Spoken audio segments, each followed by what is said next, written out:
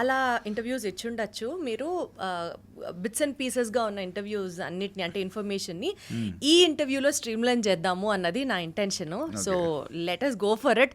చాలా క్యాజువల్గా off screen off camera మాకు ఎలా రఘు అనే వ్యక్తి తెలుసో ఫుల్ అసలు లైవ్ వైర్ కామెడీ, ఇన్స్టెంట్గా పంచెస్, ఇన్స్టెంట్గా ఏదైనా టైమింగ్ ఉంటుంది. I wanted this interview to go that way. So all in for it. Sure. Excited. Yeah. Wonderful. So అసలు చెప్పండి, born in Hyderabad, 1988, musical journey ఎలా సాగింది? ఐ థింక్ మీ బర్త్డే కూడా నోట్ చేసుకొని వచ్చాను, March 13th. So from then to today musical journey, childhood, how it all started చెప్పండి. చైల్డ్హుడ్లో వెస్ట్మారెడ్పల్లిలో ఉండేవాళ్ళం అండి. అప్పుడు లైక్ చంద్రశేఖర్ సార్ అని ఆయన దగ్గర సమ్మర్ హాలిడేస్లో మ్యూజిక్కి వెళ్ళేవాడిని. బట్ అప్పుడు అంత సీరియస్ నోట్లో లేదు. అండ్ నా స్కూలింగ్ డేస్లో I use to sing in inter school competitions, వాటిల్లో పాడినప్పుడు మంచి రెస్పాన్స్ వచ్చేది. సో అప్పుడు వాయిస్ బాగుంది అని మా టీచర్స్ వాళ్ళు చెప్పడంతో మా మమ్మీ నన్ను చంద్రశేఖర్ గారి దగ్గర జాయిన్ చేసింది. బట్ అదంతా కొంచెం అల్లరిగా అలా సాగిపోయిన ఇదే తప్ప సీరియస్గా దాన్ని నేను తీసుకోలేదు ఆ టైంలో. బట్ ఇంటర్మీడియట్ అయిపోయిన తర్వాత లైక్ పాడాలని ఉంది రియాలిటీ షోకి బాలుగారికి క్యాసెట్ పంపించినప్పుడు 2005లో I got a chance to participate in పాడాలని ఉంది. అప్పుడు యాక్చువల్లీ రియాలిటీ షో పక్కకు పెడితే రియాలిటీలో మనం ఎక్కడ స్టాండ్ అవుతున్నాం, మన పక్కన ఉన్న సింగర్స్ ఎక్కడికున్నారు, వాళ్ళందరూ అసలు ఎలా ఉంది వాళ్ళ లెర్నింగ్, వాళ్ళు ఎక్కడ నేర్చుకుంటున్నారు అనేవన్నీ మనకు కొంచెం ఒక రియాలిటీ అనేది స్ట్రైక్ అయింది. ఎందుకంటే మా ఫ్యామిలీలో ఎవరు సంగీతంలో లేరు, లైక్ ఇండస్ట్రీలో కానీ మ్యూజిక్లో కానీ లేరు. నేనే ఫస్ట్ ఇండస్ట్రీకి వచ్చింది కానీ మ్యూజిక్ ఫీల్డ్ ఎంచుకున్నది కానీ నేనే. సో అందరు వైట్ కాలర్ జాబ్స్, మా నాన్నగారు బ్యాంక్ ఎంప్లాయీ ఎస్బీఐలో. సో చాలా ఒక happy cute middle class family అలా వెళ్ళిపోతున్న ఒక జర్నీలో సడన్గా నేను ఇండస్ట్రీలోకి ఎంటర్ అవ్వడం అనేది it was a very big thing for me back then. So అప్పుడు మా గురుగారు రామాచారి సార్ లైట్ మ్యూజిక్ ఆయన దగ్గర నేర్చుకోవడం, అండ్ వైజర్సు బాలసుబ్రహ్మణ్యం గారు క్లాసికల్ మ్యూజిక్. సో అప్పుడు నేను సై సింగర్స్ ఛాలెంజ్ అని ఒక రియాలిటీ షోలో పార్టిసిపేట్ చేశాను. అందులో గీతామాధురి, మన కృష్ణ చైతన్య, వీళ్ళందరూ, శ్రీరామ్ చంద్ర, మీ అందరూ ఒక సీజన్లో ఫైనలిస్ట్ అనమాట. అప్పుడు then I came to know about వైజర్సు Balasubrahmanyam sir and Ramachari sir. And నేను వాళ్ళని అప్రోచ్ అయ్యాను, నేను నేర్చుకుంటాను. By then only I was 18. మేము చిన్నపిల్లలు తీసుకుంటాం కానీ, అంటే ఎస్పెషల్లీ రామాచారి సార్ ఆ టైంలో మనది లిటిల్ మ్యూజిషియన్స్ అకాడమీ నువ్వు చూస్తే.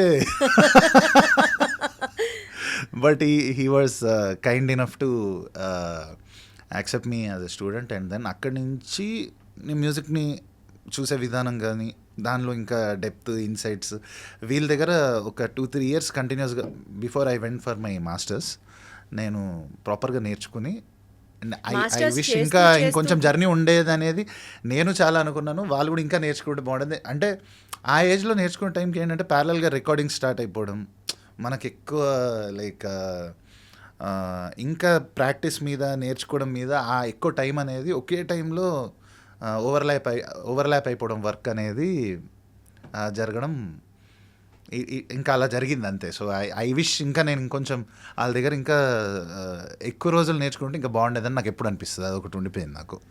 Still it's never ending process కాబట్టి లెర్నింగ్ అనేది జరుగుతూనే ఉంటుంది. మీరు మాస్టర్స్ చేస్తూ చేస్తూ వెనక్కి వచ్చేసారా?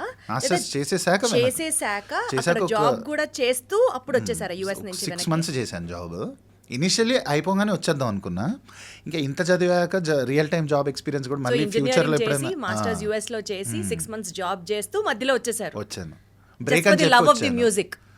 అంతే అండి, లవ్ ఆఫ్ మ్యూజిక్ కన్నా ఇండస్ట్రీకి రావాలి అని ఒక ప్యాషన్.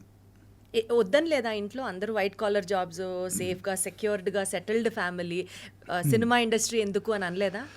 మా డాడీ ఫస్ట్ నుంచి అగేన్స్టే, మా మమ్మీ 50-50లో ఉంటుంది అనమాట. అంటే మాస్టర్స్ కంప్లీట్ చేసుకో, కదా కొంచెం ఎంతైనా నువ్వు సర్టిఫికెట్ తెచ్చుకున్నాక నీ ఇష్టం అంది. బట్ ఆ సర్టిఫికెట్ అనేది దేనికనేది నాకు ఇప్పటికి తెలీదు. But gave me like little exposure, like that one edge అనేది ఉంటుంది.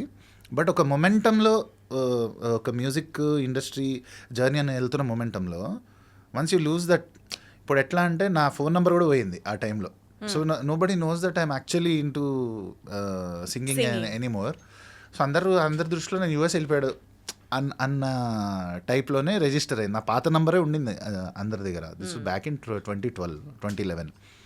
So then I had to start from scratch మళ్ళీ వచ్చి then I join with Thaman అన్న టైంలో. సో ఇంకా అట్లా పిక్ అవుతూ వచ్చిందనమాట సో జర్నీ. కేటుగాడు అనేది ప్రొఫెషనల్గా మీరు ఒక డెబ్యూ సింగర్గా స్టార్ట్ చేసిన ఫిల్మ్ అని అనుకుంటే, కాదు, నేను 2007లోనే ముహూర్తం అనే సినిమాలో పాడాను. ఓ అప్పుడే పాడారు. 2008లో వినాయకుడు అనే ఫిలింలో నేను పాడింది చాలా మంచి హిట్ అయింది. వరవీణ అంటే అనే మీరు song. వన్స్ వెళ్ళిపోయిన తర్వాత యూఎస్ కి మళ్ళీ if you had to started from scratch, ఆ టైంలో స్ట్రగుల్స్ ఎట్లా ఉండినవి? ఆ టైంలో అదే అంటున్నా నేను, సింపుల్ పొయిటిక్గా చెప్పాలంటే 2 lakhs డ్రా చేస్తున్న జాబ్ని వదిలేసి 2000కి కోరస్ పాడినట్టు ఇంతే. 2 lakhs ఎక్కడ, 2000 ఎక్కడ అసలు? ఎగ్జాక్ట్లీ. సో అది నేనేం గొప్పగా చెప్పను, దట్ ఈస్ బై చాయిస్ అయింది కదా. So that is how it is. Like ఏదన్నా మనం బేసిక్గానే స్టార్ట్ చేస్తాం కదా ఇప్పుడు. సో బేసిక్ నుంచి మళ్ళీ స్టార్ట్ చేసుకుని journey, it had to take its own time, sweet time to get till here.